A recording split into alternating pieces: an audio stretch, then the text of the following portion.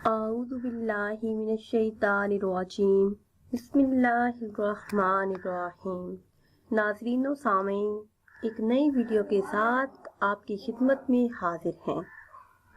پیاری بہنوں اور بھائیوں، میرا آج کا وظیفہ اسم اعظم کا خاص وظیفہ ہے۔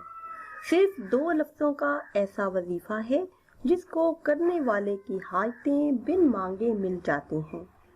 ہمارا آج کا وظیفہ ماہ رمضان المبارک کا خاص وظیفہ ہے۔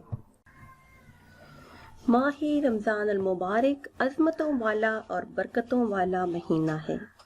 یہ وہ مہینہ ہے جس میں نیکی کا ثواب کئی گنا زیادہ بڑھا دیا جاتا ہے۔ یہ وہ مہینہ ہے جس میں شیطان کو جکڑ لیا جاتا ہے، جنت کے 8 دروازے کھول دیے جاتے ہیں اور جہنم کے تمام دروازے بند کر دیے جاتے ہیں۔ ہمارا آج کا وظیفہ ماہ رمضان المبارک کے پہلے اتوار کا خاص وظیفہ ہے۔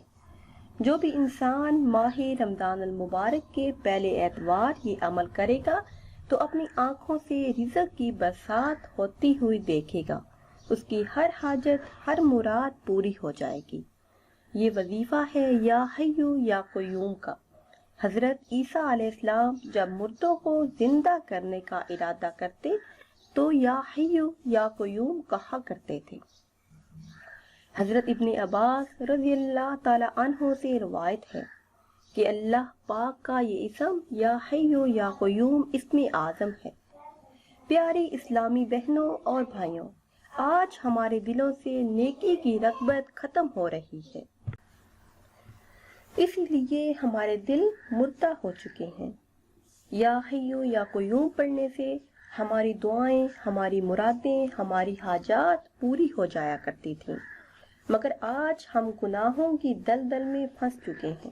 اس لیے اسے پڑھنے کا آج طریقہ آپ کو بتاتے ہیں کہ یہ اسم یا حیو یا قیوم 3، 5، 7 یا 11 یا طاق عدد میں جتنا بھی زیادہ پڑھ سکتے ہیں پڑھیں، اور پڑھنے کے بعد نہایت ہی توجہ سے یہ سوچیں کہ اس کریم کی توفیق سے اس ماہ مقدس میں میرا دل زندہ ہو رہا ہے۔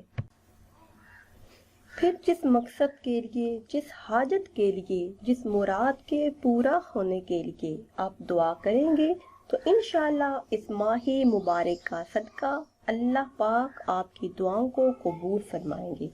جو بھی آپ کی حاجت ہوگی، جو بھی مراد ہوگی، جو بھی مشکل ہوگی، اس ماہ مبارک کا صدقہ انشاءاللہ عز و جل وہ حل ہو جائے گی۔